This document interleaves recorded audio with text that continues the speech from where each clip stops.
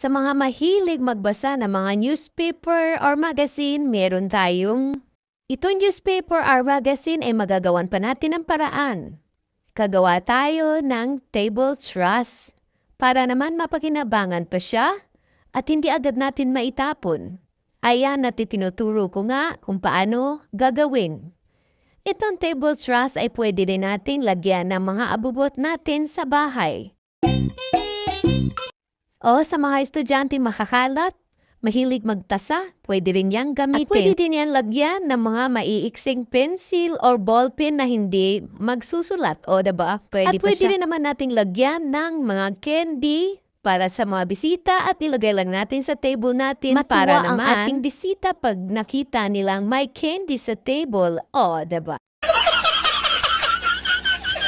At pag marami na kayo nagawa nitong table truss na paper, ay pwede din natin itong i-organize para kung gusto na natin siyang gumagamit, ay madali na lang siyang makuha.